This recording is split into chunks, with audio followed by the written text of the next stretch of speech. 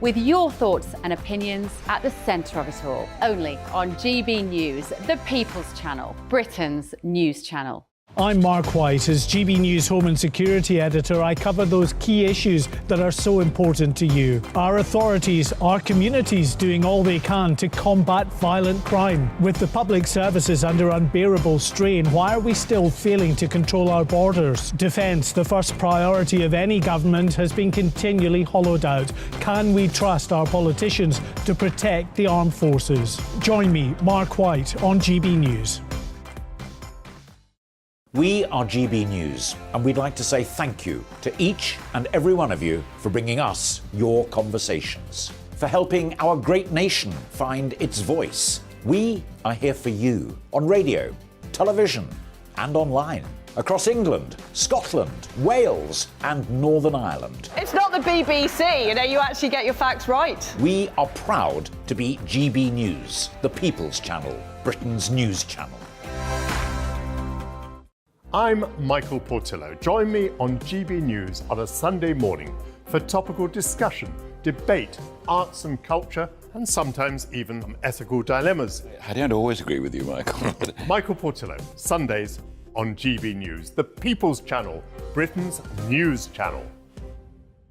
Hi, Andrew Pierce here. Join me every Friday lunchtime for a proper no-nonsense debrief of the week's events. With special guests in the studio and the GB News team on the ground, I'll be getting you up to date with news, some intelligent discussion, and my own sharp take. The weekend starts here with me every Friday lunchtime on GB News, the People's Channel, Britain's news channel. Join me, Lawrence Fox, on GB News. Frank, fun, fearless, and sometimes serious. Much as I love a Friday night punch-up, what I really want is a battle of ideas. I want to look at things differently. I want to hear different voices and engage with your unique experiences. Every Friday at 7 p.m. on GB News.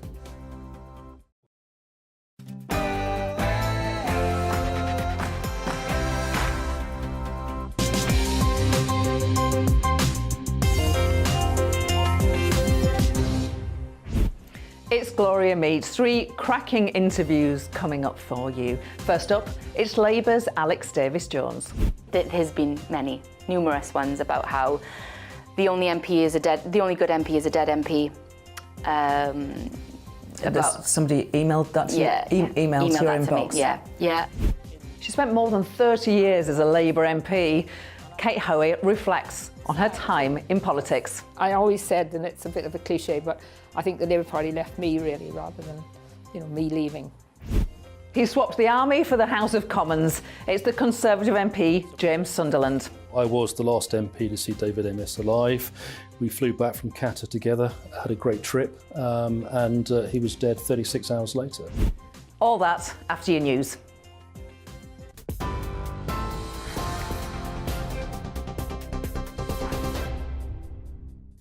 Hi there, it's 6:01. I'm Aaron Armstrong in the GB newsroom.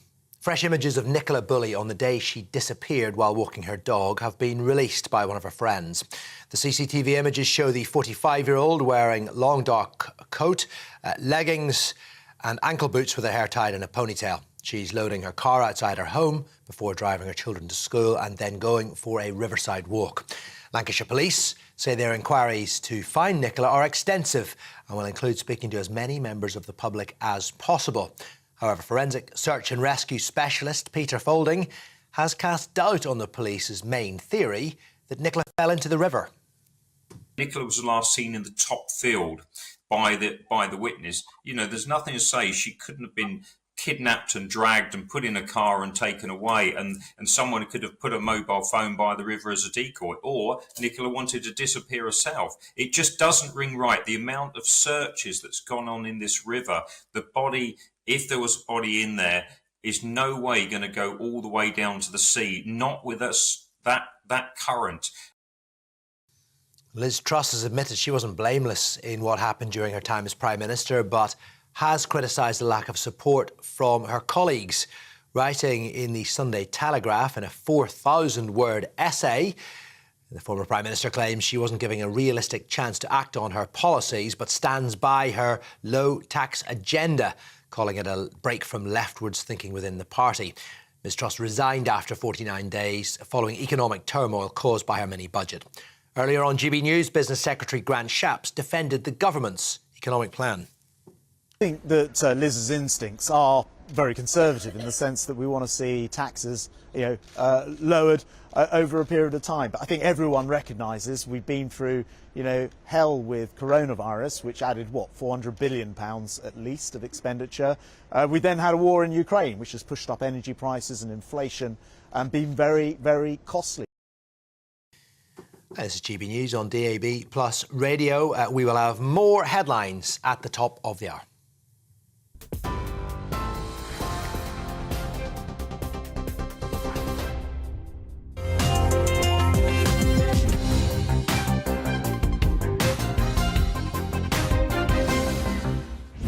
Alex Davies-Jones, really good to meet you. You came in 2019, so we were never colleagues. We're going to talk about who the real Alex Jones is in a minute. But I wanted to start by asking you about a question you put to the Prime Minister just a couple of weeks ago at Prime Minister's Question Time, where you talked about the radicalisation of young men in this country. Just tell us what you meant by that. It's something that is being brought up more and more with me as I visit schools in the constituency, but also by friends. My best friend is a teacher and she's seeing it more and more in her classroom. And it's young boys who are being sort of drawn in to this world of toxic masculinity, this misogyny, incel culture that we're seeing more and more online. The most well-known figure of this at the moment is probably Andrew Tate. And it's how we can try and stop this from happening and focus on positive masculinity. There are so many incredible male role models in this country for young boys and young men to look up to and aspire to. And it's the dangers that the messages and lifestyle that Andrew Tate promotes and his views on women are incredibly problematic, not least all of his offline activity as well. And now obviously he's arrested and under investigation for some of the most vile and heinous crimes that you could be. Just for the record, I'll say he denies those crimes. You talked about some positive male role models. Anybody in mind?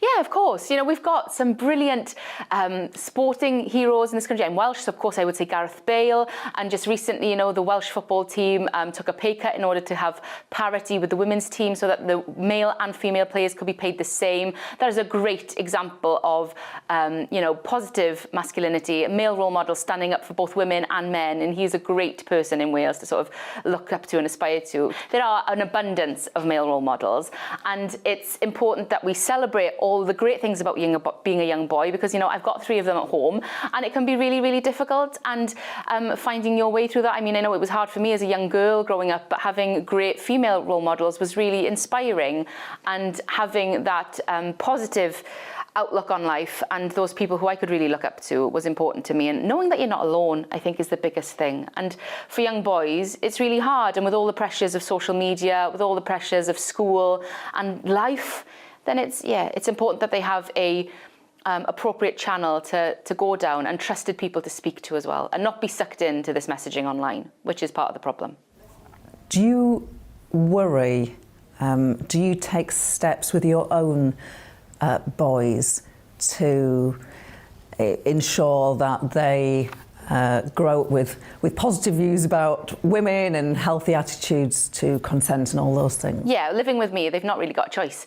But yes, we've always made sure that we have open conversations in our house. It's a safe space for them to explore whatever they've read or seen or are thinking about or are feeling about. And yeah, it's always having that open conversation. I think being a stepmother, you have a unique relationship with your stepchildren, especially boys. I'm not their mother, and I'm more than a friend to them. So it's being able to know that they've got a safe space in order to come to if they want to talk about anything that's happening. And I'm not their dad, and I'm not their mum. I'm this person in between, and it's given me a unique perspective, especially with them. And then seeing them grow up to be incredible young men, and also great big brothers to my little boy. And it's lovely. We've got a great relationship. And just talking about social media, you're 33 years old, which makes you one of the few MPs who actually would have grown up, become a teenager with social media in your life as a big presence. Did it affect you in any way? Did you ever feel subject to any pressure or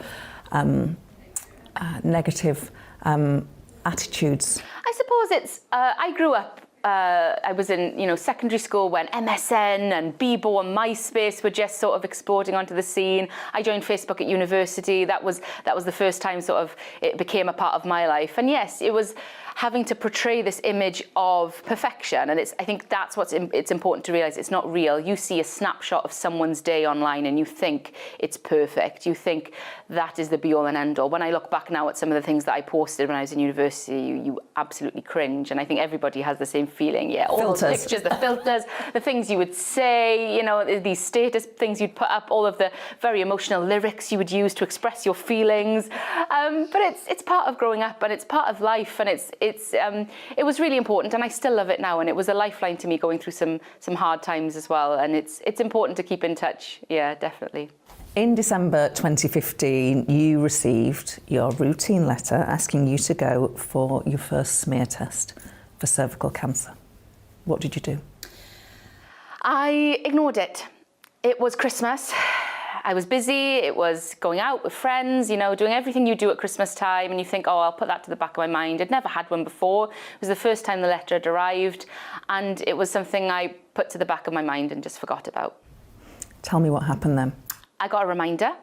About 4 months later, a reminder letter came, and I was out having coffee with some girlfriends, and I said, oh, I've had this letter to go for my smear test, and they were the ones who were pushing me and said, oh, well, you've got to go and get checked out. And I was like, oh, but so it was them who really pressured me, just talking to my friends over coffee around going for a smear test. And I went, and it was, it's unpleasant. I'm not going to deny that it isn't, but it was fine. It was nothing worse than you've been through before. And then thought no more of it until a week later, I had another letter telling me that I needed to go for further investigations because the test had come back abnormal. And that's all the letter had said. So then, as you do, your mind goes, oh, what does this mean? What does this mean? Talked to my mum a lot and went for the next investigation. Had a colposcopy, which is where they examine your cervix under a very high intensity sort of magnifying glass to check. They do further investigations to check if you've got any abnormal cells. If it had been left any longer, there is a very high chance that it could have been cervical cancer. I had surgery on my cervix to remove as much of the abnormal cells as possible. While you're going through it, you just don't know what's going to happen. And this is where social media really, really was a positive aspect of my life. Being able to talk to someone on a Facebook group or on a Joe's Trust forum at 3 a.m. when you can't sleep because of anxiety, knowing someone is there and has been through this and can talk to you was a lifeline. It was, because no one had been through this. No one I'd known. My mother hadn't gone through it. None of my friends had gone through it. I never had the HPV vaccine. I was the last year of school before they actually introduced this. And it was awful because as a young woman, you're thinking, am I going to end up like Jay Goody? Am I facing my own mortality? What is this going to have an impact on my future fertility? Does it? It did, in a sense of when I was pregnant, I had to have a stitch to ensure that I didn't have a miscarriage or the pregnancy failed. And yes, I was told that there was a higher chance that it would be difficult for me to get pregnant. But there were other issues in my fertility journey, which meant that I needed IVF. Yeah, absolutely. So 2 of your children are stepchildren, which you referred to earlier. You give birth in 2019 to your third, your son Sullivan. You refer to it wasn't easy. When did you become aware that you had fertility problems? I think it was something that we always knew, both my husband and I. We always knew it was going to be difficult to have a baby. Throughout our relationship, it was something that we talked about. We knew we wanted children together. And we knew it was going to be difficult. And speaking to the doctors, we didn't qualify for NHS treatment because I was a stepmother, because my husband had children from his first marriage. We didn't qualify for NHS treatment, so we had to borrow money, we had to save money. My parents, my husband's parents helped us in order to fund IVF treatment, and we went privately. And it was difficult. Both my husband and I had to have numerous medical procedures. It wasn't as simple as, using a cup and a syringe as some people see it. It was incredibly tough. It's mentally challenging, it's physically demanding, and anyone who has gone through fertility treatment. But I am safe to say that we were very, very lucky. And yeah, we have Sullivan, and he's amazing. And you spoke in Parliament about this, and I was interested in a couple of the things that you said. You spoke about the guilt of not being able to conceive naturally. I thought that was an interesting word. Why guilt? As a woman, you are told at a young age that, you know, you should be a mother. It's sort of something that we are told. It's, you know, you're a woman, your job in life, which is you know, it's ridiculous to think, but is to grow up, have children, and have a family of your own. And not many women want that. I've got friends who would never want children and have been very open about that. And I've got other friends who desperately want children and can't as well, and then others who have children. And it's that guilt of, as a woman, you think you're able to have children. And when you can't, it eats away at you, and you feel that sort of sense of failure, that your body has failed you, that you're not able to do what, you know, millions of women do every day naturally, is get pregnant and have a baby. You feel the failure of not being able to give your partner a child that they desperately want. The failure of giving your parents grandchildren that they desperately want. And it's that sense of you have failed as a person by not being able to bring this child into the world that would be loved so deeply by so many people. And it's a big feeling, as well as on top of everything else that you're going through in terms of the physical aspect of it, the mental aspect. But the failure was something that hit me the most, that my body had failed me, that I had failed. Really interesting. I don't think anybody, well, you spoke about it very eloquently, but and I just never thought about it in those terms. Yeah. Thank you. You have called for breastfeeding to be allowed in the House of Commons chamber. Well, not necessarily the chamber. Okay. I think that this debate became a huge debate. My colleague Stella Creasy spoke out about it. My colleague Lucy Kearns has spoken out about it.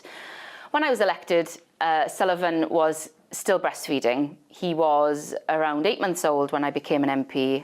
And I always talk about my journey to becoming an MP. It was during the snap 2019 election. It wasn't planned, and it was an opportunity that I never thought would come my way. And of course, I wanted to grab it with two hands. Being able to represent my community is the biggest honour of my life. But I had a very young baby, and I was breastfeeding, and it came with all those challenges, and being away from home. You know, Pontypridd is quite far from Westminster, and not being able to bring him with me the majority of the time. I was pumping in Parliament and pumping in the hotel room and having to store breast milk in a fridge, or even worse, pour it down a drain, which, as anyone who's breastfed knows, is heartbreaking to do.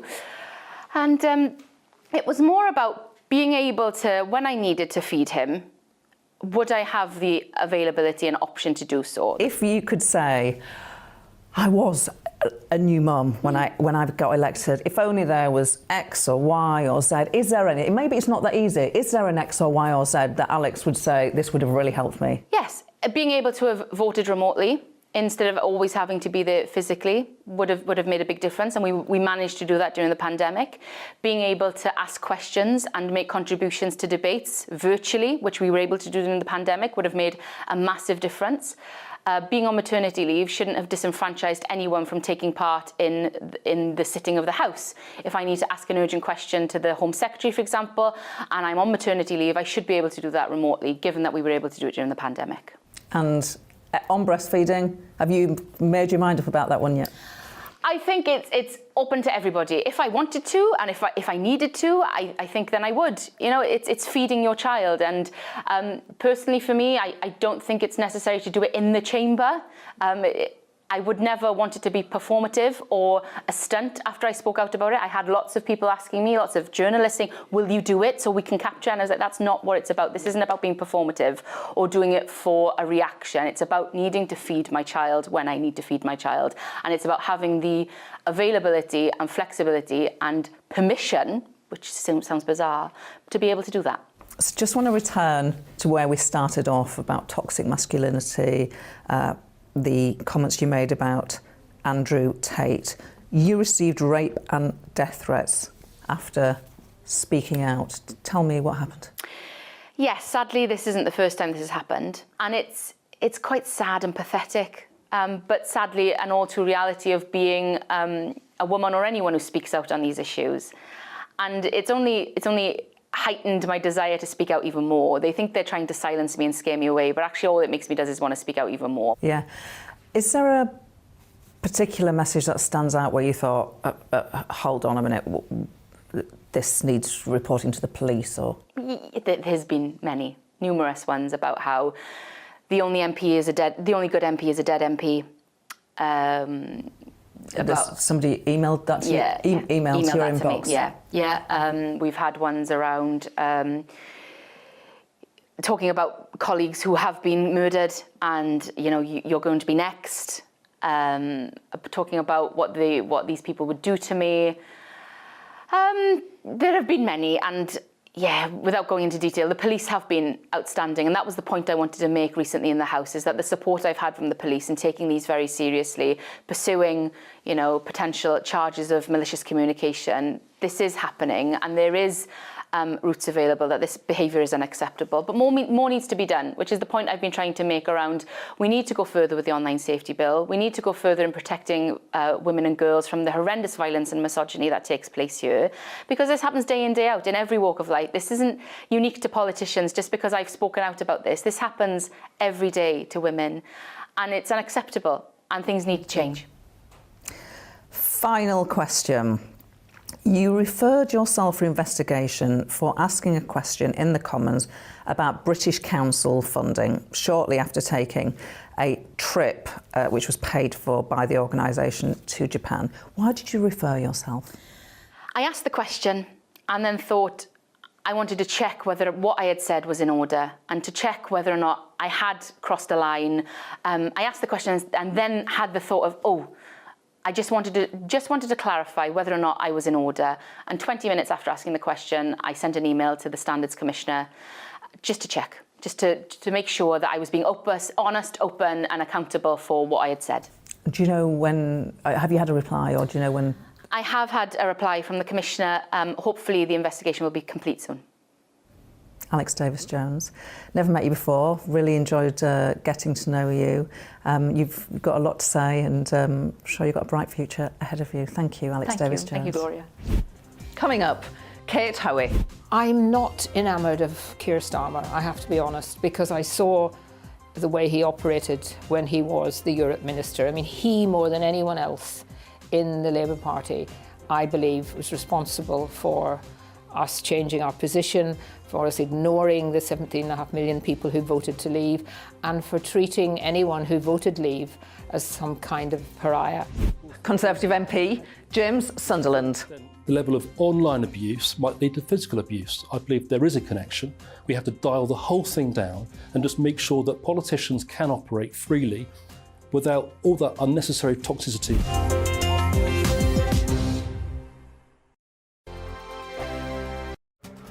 This year on GB News, we've got brand new members in the family. Join us. Across the entire United Kingdom, we cover the issues that matter to you. GB News will always stay honest, balanced and fair. We want to hear whatever is on your mind. And we don't talk down to you. The establishment had their chance. Now we're here to represent you. Britain's watching. Come join us on GB News, the People's Channel. Britain's news channel. Monday to Thursday, 9 p.m. till 11 p.m. Join me, Dan Wootton. I'll bring you the sharpest takes and hottest debates. Do you not believe in prison? I don't believe in prisons. I'm completely stunned. I guarantee you there'll be no spin, no bias, no censorship. I actually was personally quite offended by it. And no reason to go to bed. So I guess they've always been quite woke. That's Dan Wootton tonight on TV, radio and online. Monday to Thursday from 9 p.m. till 11 p.m. on GB News. The People's Channel, Britain's news channel. We are GB News, and we'd like to say thank you to each and every one of you for bringing us your conversations, for helping our great nation find its voice. We are here for you on radio, television, and online, across England, Scotland, Wales, and Northern Ireland. It's not the BBC, you actually get your facts right. We are proud to be GB News, the People's Channel, Britain's news channel. I'm Mark White. As GB News Home and Security Editor, I cover those key issues that are so important to you. Our authorities, our communities doing all they can to combat violent crime. With the public services under unbearable strain, why are we still failing to control our borders? Defence, the first priority of any government, has been continually hollowed out. Can we trust our politicians to protect the armed forces? Join me, Mark White, on GB News.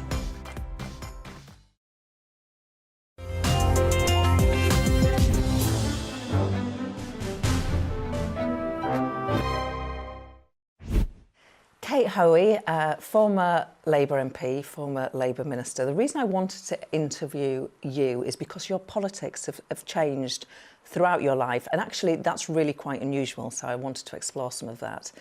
How would you characterise your politics today? Well, actually, Gloria, I don't think I have changed that much. My views, my attitudes, my values haven't changed. But I think, of course, I started off in student politics and was very much to the left, one of the Trotskyites, you might call, in the International Marxist group. But when I joined the Labour Party very early on, after I left college and started to work, I don't think my views on politics have changed. What I think has happened a lot is the Labour Party has very much changed since I became a member.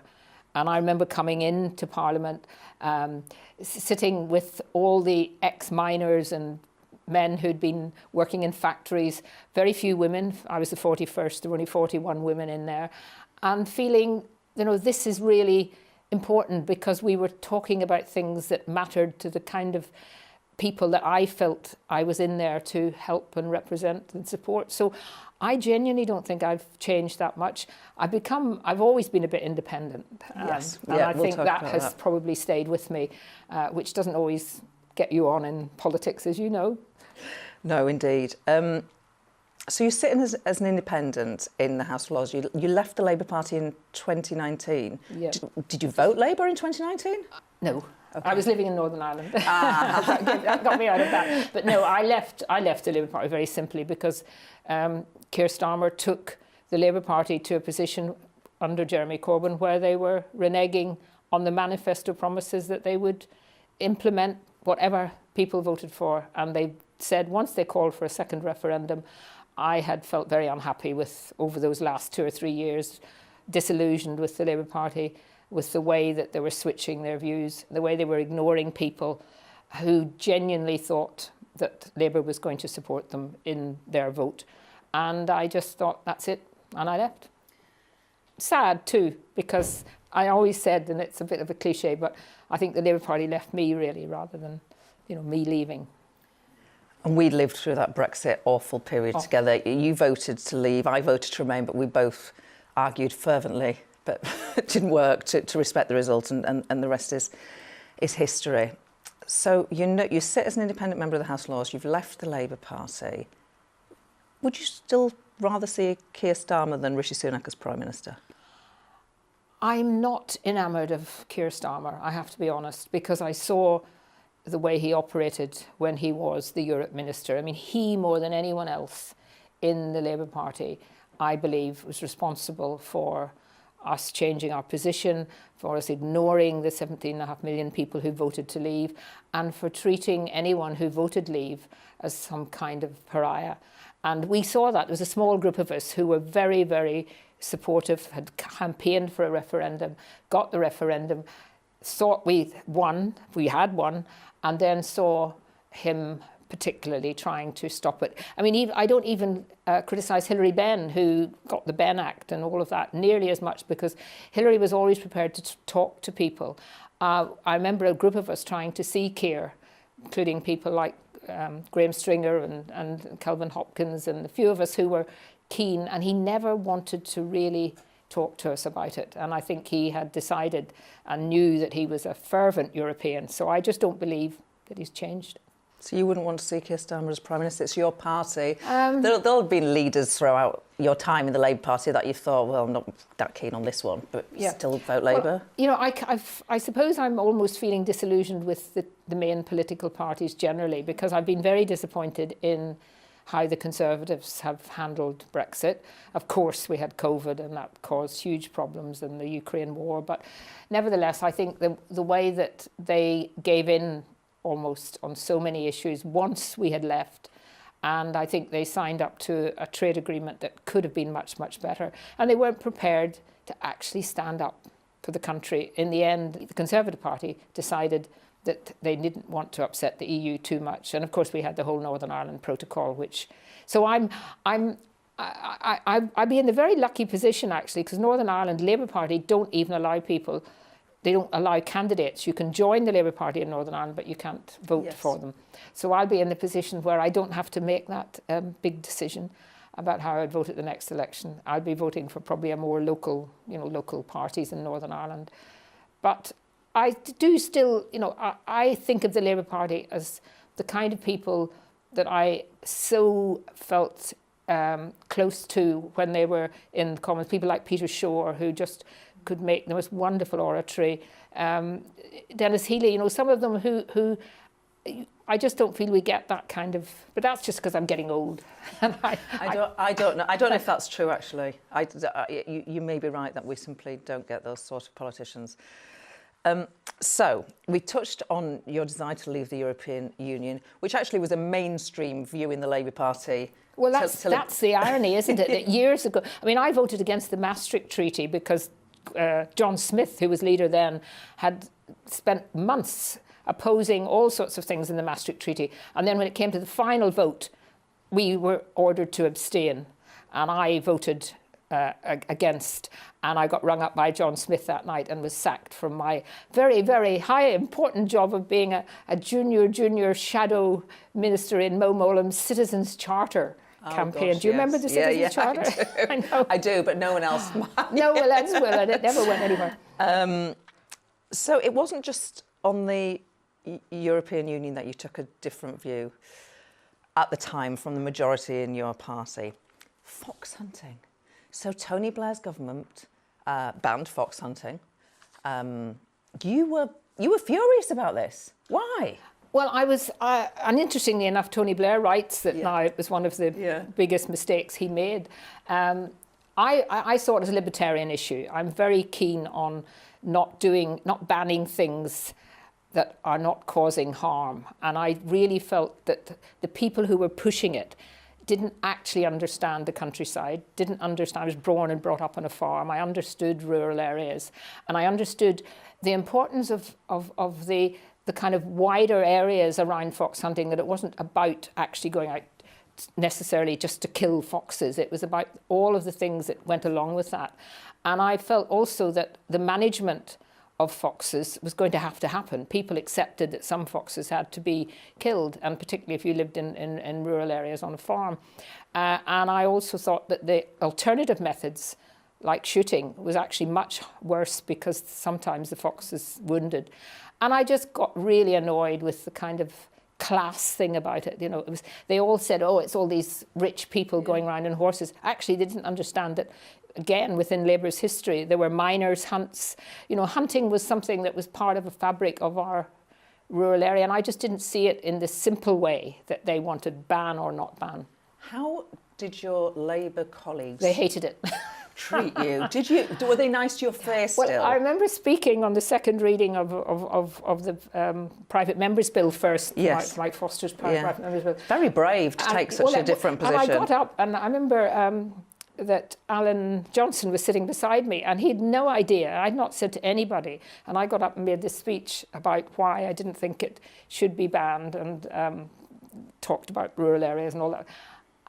And I remember I sat down and Alan said to me, gosh, that was brave. And I did at the time realise that it was quite a shock to many of my colleagues. But to be fair, there were some of them who came up to me and said, look, I don't agree with you, but good on you. At least you've spoken out. But then there were some very nasty ones as well. Coming up, more from Kate Hoey after the break. There is absolutely no doubt about it in my mind, and I think in most people's mind, that someone who is trans cannot ever really compete on a fair basis with a woman.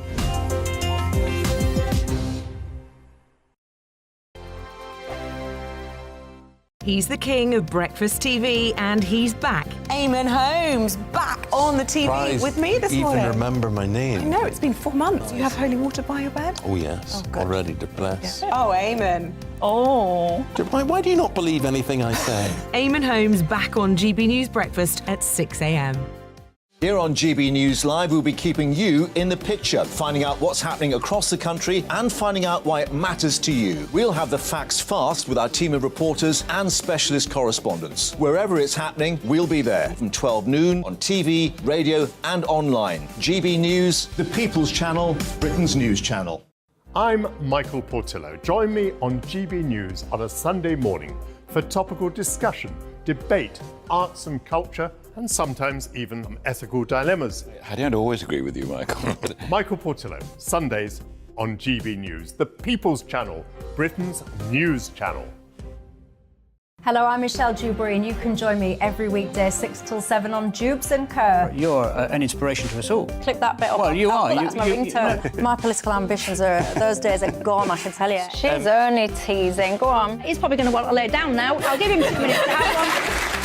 Let's respectfully disagree. That's what we like on Dubes and Kerr. Come and join us. GB News, the People's Channel. Michelle Dewberry, weekday evenings at 6 o'clock. Monday to Thursday on GB News, it's Bev Turner Today from 10 a.m. We're going to be here for you, our GB News family, to keep you up to date, but also make you smile. The guy went from puberty to adultery. And I can't wait to bring a few of my own opinions. I have no time for cultural totalitarianism. We'll engage in passionate, but always polite debate, with your thoughts and opinions at the centre of it all. Only on GB News, the People's Channel, Britain's news channel.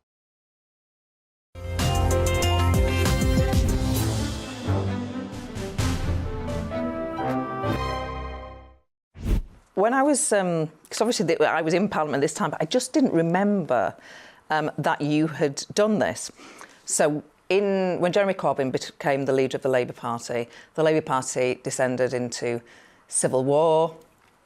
It was very unpleasant. Most Labour MPs did not vote for Jeremy Corbyn to lead the Labour Party. We all voted no confidence in him, the vast majority. You didn't. Mm. He hadn't been leader that long, and there was a group within the party who didn't accept it and were out to get him from day one and didn't agree with things that he was saying. It wasn't that I agreed with everything he was saying, but I did feel that there was a lot of hypocrisy around about the way people were just using this as an opportunity to get rid of him. And I think there were quite a number of us who decided, not necessarily because we thought he was the best leader or could be the best leader, but simply because we didn't think that it was actually a fair thing to do. And actually, I knew Jeremy for a long, long time, and he was a bit like me because we were both London MPs. We used to rush out in the evening and go off to our constituencies and do work with groups and campaign groups and pensioners groups and all of that, and come rushing back in for the 10 o'clock vote to see all our colleagues just recovering from a nice dinner, having sat around in the evenings, not having anything really to do. That's part of the problem of not being a London MP. And I found, and Jeremy was a really hard-working constituency MP, and, I liked him. That didn't mean to say I agreed with him, and I just felt that was too soon to be kicking him out when he hadn't really had an opportunity. Do you think he should... I kind of knew he was never going to be Prime Minister. I think we all did. Should Jeremy be back in? Should Jeremy be back in? Yes, I think he should. Could anything make you rejoin the Labour Party? No. You're done? No. I think... Does it hurt to say that? It did. Immediately after I left, I did feel a bit sad about it all, and particularly because some of my colleagues that I did like and get on with were disappointed. My mother was and father were both very, very strong Labour supporters, even though there was no chance of voting for Labour in Northern Ireland.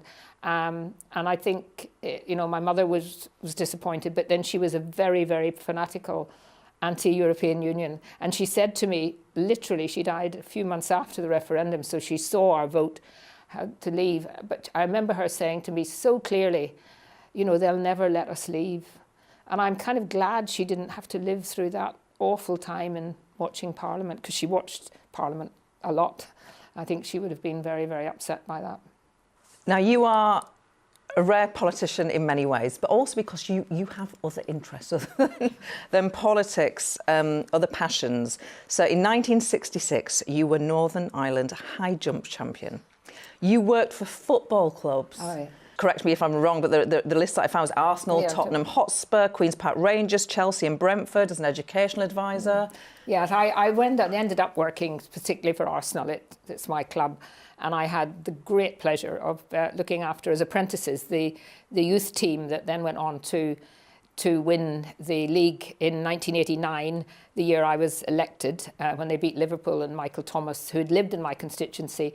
Then it was during my by-election when I was elected, and he was very kind and came on my election leaflet with a picture of the winning team, the two of us. So that was nice. And I loved football and I loved sport. The reason I raise your interest in sport is because this is a final question that I want to ask. There's a fierce, and it does often feel fierce, debate at the moment about trans women in sport. On the one hand, people say, well, it's not fair because trans women have biological advantages. On the other side, people say trans women must be allowed to compete. They are women, and they're stigmatised enough already, and they should be able to compete on equal terms. Do you have views about that?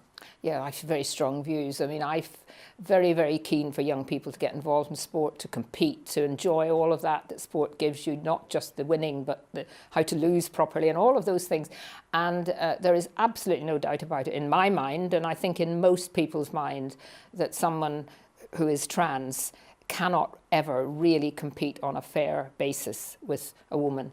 And therefore, I think sport is going to have to look at, if they want to have a separate categories. That's I don't want to stop trans people not being able to participate, but it's just not fair. And you look at some of the ridiculous things that have happened with, but in swimming in America, and some of the things that's happening here. And I just think people have to use a bit of common sense and realise that it's not ever going to be fair, and that it's going to put off an awful lot of people from getting involved in sport. And that doesn't mean to say that you're anti-trans. And I just think it's so sad now that we can't have a proper discussion and debate on sensible terms on this without people being absolutely pilloried and being accused of being anti-trans when they are not.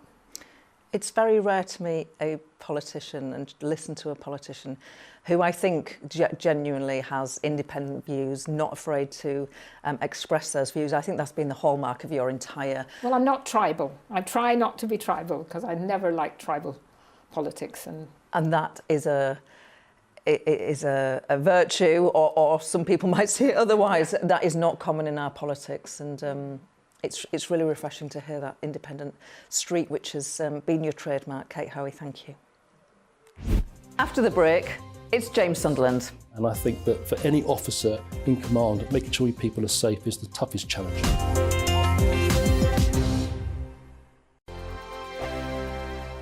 I'm Simon Evans. Join me on GB News for Headliners at 11 p.m. What's the scoop? I'll be joined by two of the country's top comedians. That's right. As we take a look at tomorrow's newspapers tonight. We're going to get into trouble. If it's a big story, we'll be covering it. Spill some tea on him. There we go. But we'll also have some fun. I wouldn't stick up a bank. My father didn't love me. So anyway. Headliners every night from 11 on GB News, the People's Channel, Britain's news channel.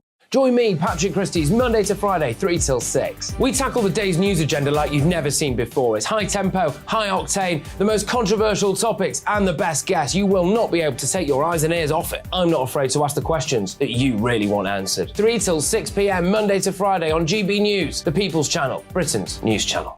Hi, Andrew Pierce here. Join me every Friday lunchtime for a proper no-nonsense debrief of the week's events. With special guests in the studio and the GB News team on the ground, I'll be getting you up to date with news, some intelligent discussion, and my own sharp take. The weekend starts here with me every Friday lunchtime on GB News, the People's Channel, Britain's news channel.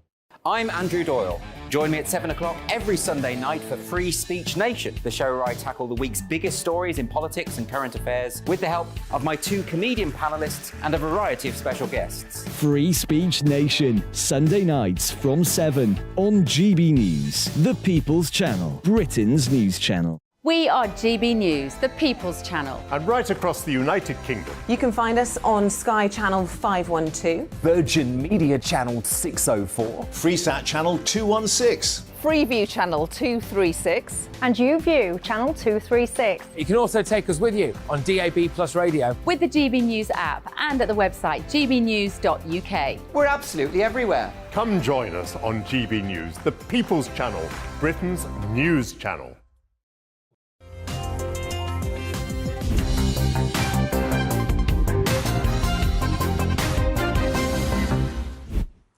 James Sunderland, you were elected in 2019. And we're going to talk about your time serving our country a bit later in the interview. But first of all, I want to ask you about something you said recently, which I found chilling. It was in relation to the 2 MPs, David Amess and Joe Cox, who were murdered. And you said this, but they, Amess and Cox, won't be the last. Heaven forbid it happens again, but it's a question of when, not if. And what we have to do is everything in our power to prepare us for those situations. Let's just break it down. Tell me why you said those things. First of all, they won't be the last. Well, several reasons. First of all, I was the last MP to see David Amess alive. We flew back from Qatar together, had a great trip, and he was dead 36 hours later. Kim Leppeter, friend of mine, she's been outspoken recently about it, and she's absolutely right. So the threats are there. We're not sure what the threats are. The threats are many. And I think it's incumbent upon all of us as MPs to do what we can to protect ourselves. But that's not just about physical protection, that's also counter-surveillance. It's about understanding what the threats are. It's about briefings in Westminster and becoming part of the solution. Because unless we're part of the solution for our own security, we'll always be at risk. Tell me what sort of things you might have in mind. First of all, tell me about your own personal security. Well, we are very careful. We don't advertise surgeries in advance. We have surgeries every week, but the location is never disclosed until the last minute. I'm quite open and free in the constituency. I'm very well looked after locally. The people of Bracknell have been fantastic to me. But ultimately, I think if you put yourself in a place and date and time, you're courting risk. We're also quite light on social media, so we are quite careful. I think movements as well, vary movements, come and go at different times. Just make sure that that MPs are doing what they can to be looking after themselves. Do you take any protection for your own security? Apart from not advertising where that you will be in a certain time at a certain place, are there any personal measures that you take? I don't want to talk too much about my own security for obvious reasons, but we do take precautions. I'm never alone. We have people with us. The police are on call locally if we need that, but so far, thankfully, we've not had cause to call upon that support. And I think ultimately, if you are decent and honest and fair and treat people well, as I try and do, then hopefully we wouldn't have cause to use it. But I do completely sympathise with Mike Freer and with Virginia Crosby. They've made the decision to deploy extra measures, and why wouldn't you support them? And you talked about some other more intelligence-related measures that could be introduced. Do you have any sense of what they might be? You also talked about training in the House of Commons. What sort of things do you have in mind? Yeah, I mean, I think at the moment MPs are well looked after in terms of being on the estate. Ring of Steel there, we've got good security. The Speaker clearly is the risk owner for security on the estate, but it's off the estate that concerns me, and I think we need a closer relationship with local police. I think we need to have a committee set up in Parliament, perhaps call it a Parliamentary Security Committee, where all of the stakeholders that might be involved in protecting MPs to be on that committee. But let's face it, it isn't just MPs, it's also key workers, it's also MP staff, it's all those in the firing line on a daily basis. And I think we have to broaden the debate to make sure that all those are well protected in the course of their duties. Have you ever felt threatened? No. Good. Thankfully. Online, yes. Physically, no. Tell me a little about how you've been threatened online. Well, I think the toxicity we see now online is very apparent. I think it's disappointing. MPs of all parties face that. It's abuse, it's vitriol. People attempt to degrade you. What they do is they try and defame you. They are looking for accusations. And what it does, it stokes the fire of division and hatred and abuse. It's designed deliberately by political activists to make me and my colleagues of all parties look bad in the eyes of the electorate. It's a very dangerous game because what that does is raise the stakes. And of course, the debate that we haven't had yet is to what extent the level of online abuse might lead to physical abuse. I believe there is a connection. We have to dial the whole thing down and just make sure that politicians can operate freely without all that unnecessary toxicity that we see online. Do you think social media companies do enough? No. I think the online safety bill going through at the moment is a good one. Online harms are there. Of course, it's more than just politicians. It's everyone. It's young children. But I think that the bosses of these online companies need to be better held to account for the material that appears online. If it's defamatory, vitriolic, abusive, it needs to be taken down very quickly. Now, let's go to your pre-MP life. You served our country, you served in the British Army for 27 years. Tell me what the toughest moment was in those 27 years. I did 8 operational tours in the end, so away a lot of separation. The armed forces do a fantastic job. They earn their money, called upon to do lots of different things, any manner of tasks coming in. I think, if I'm being brutally frank, the toughest moment probably was in my Iraq tours in Basra. Real threat, IEDs with direct fire. And I think it was difficult when I was out there for the second time that we were doing the drawdown tour. So we had to basically draw down theatre and bring it back to the UK, redeploy in good order, at the same time as maintain our operational posture. So if I was being quite direct, I'd say making sure that your troops, your soldiers, those who you serve alongside are safe. And I think that for any officer in command, making sure your people are safe is the toughest challenge. And there must have been times when it was simply impossible to maintain some of your troops' safety and you would have lost people. Perhaps you witnessed that loss at close quarters. It's difficult for most of us to imagine what that might be like. Yeah, I mean, I think different theatres are very different. The threats that we face were very different depending upon where you are. I've done multiple tours over the last 26, 27 years. I take my hat off to my colleagues in the infantry and in the combat arms who are there doing it every day. Huge risk, great people. I was a logistics officer, so not always in the direct line of fire, but nevertheless, with the asymmetric warfare that we face these days, the threats are there for everyone. And maintaining that safety and managing risk was part of the job, and it remains true today. We ask a lot of our people who serve overseas and at home with the armed forces, and we need to look after them. And do we as a country give those who have served our country enough thanks? It's the most heroic job imaginable. Yet an estimated 3 to 6% of people sleeping rough served in the armed forces. Yeah, I mean, I think it's. I think we're going to be careful with the analogy because, of course, not all veterans are mad, bad or sad. The vast majority are living perfectly happy, successful lives. And the demand for the services that veterans have and the skills they have is really acute.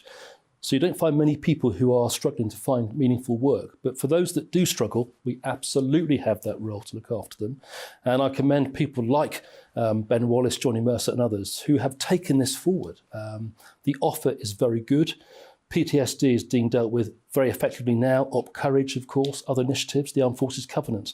So I think we're getting much, much better now at, first of all, identifying those in need and then resolving their issues. So I'm much more confident that this country will be the best place in the world to be a veteran. So I mentioned that you were elected in 2019. That huge moment, a huge landslide. It was. What followed? Of course, we had COVID to deal with, but the political turbulence that followed the 2019 victory, that must have been a very destabilising environment for a new MP to find themselves in. How would you describe it? Well, I was selected very late in Bracknell. Got an opportunity, I grabbed it. The association in Bracknell, very supportive, won the election. I left the army with 6 days' notice, so it came as a complete shock to me. The army literally opened the door, kicked me out, closed the door. I got what I asked for, very eminent employer, and I owe them a lot. But in terms of the turbulence you mentioned, wow, Brexit election, big majority. Then, of course, we've had the Brexit legislation itself. We've had a whole series of turbulent events that have made the last 3 years quite difficult. But I think I was very well placed to deal with that from my background. But give them credit, younger colleagues who aren't blessed perhaps with the same life experience that I've got have done brilliantly. And I take my hat off to all of my colleagues in the 109, 2019 intake. They're all great people and they've done brilliantly. And I think, many of them, most of them will retain their seats through sheer hard work. They work hard, they're diligent, determined. All right. Come on, I'm trying to get you to emote. You're in the middle of a political, I won't use a word beginning with S, a storm, a political storm. 3 prime ministers in as many months. That's a lot to deal with. Emotionally, psychologically, but put it into, maybe you'll say, no, it's not, it's fine. Well, having 3 prime ministers in 3 months is completely normal. Look, I think it's fine. It depends how you deal with things. But this is politics. It's been very unstable for a while. We've had a turbulent parliament. We've got a great prime minister now. So we've been on a journey. And actually, I think that most of us, in terms of colleagues, have dealt very well with it. And it has been vitriolic and toxic at times and difficult at times. But we have to believe in what we're doing. I believe in conservatism, and I think ultimately, if you believe in that and you have the conviction, you can, then it's easy to push through. You resigned. You were a parliamentary private secretary at the time of your resignation. You resigned on the 6th of July 2022 in protest at Boris Johnson's conduct. That's not a normal. Let people into what it is like that day when you say, I've got to go. Yeah. Tell me. That day was quite extraordinary, actually, and it was like dominoes falling one after the other. Boris Johnson referred to the pack mentality. I don't think necessarily that was the case, but you had individuals who perhaps had had enough. It was very toxic, the inbox, it was difficult, having to defend the government all of the time. Partygate was difficult. I think you get to a certain point in politics where you have to draw stumps and embrace the new. That's what I did at the time. I love Boris, fantastic politician. We're great friends, brilliant Prime Minister, and I would never, ever speak ill of him. He did a great deal for our country, and he's revered now by so many people. But I think at that point in time, it was the right thing to do. Liz Truss' experiment didn't quite work, although her vision was probably right in terms of growth. We've now got a guy in number 10 who is calm, he's cautious, he's competent, instilling real confidence across the party. And I have every confidence that he will do a great job for the next election and beyond. Final question. You said at the beginning of this interview that you were the last MP to see David Amess. Yeah. 36 hours later, after that conversation, you said he'd been murdered. When you heard that, you'd just been speaking to him pretty much the day before or so. Yeah. Tell me, what was your reaction? What happened to you? What did you do when you heard the news?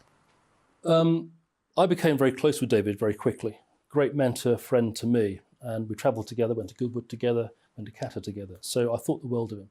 And about an hour before he was killed, he sent me a text.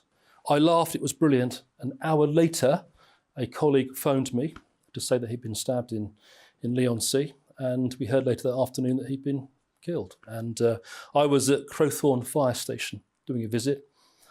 I got the call, got the text, knew it had to be true, and the world went numb, as it would do for any of our colleagues who befall that ultimate fate. And, when Virginia Crosby says we need to do more and Kim Ledbetter says let's do more, the risks are there. And I think that we can't afford to negate those risks. We have to manage those risks all the way through. And I think at this point in time, there's more work to do.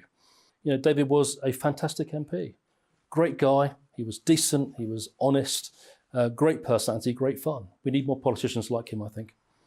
I've enjoyed getting to know you better today. James Sunderland, thank you. Thank you. Thanks for watching. Join me again next Sunday at 6.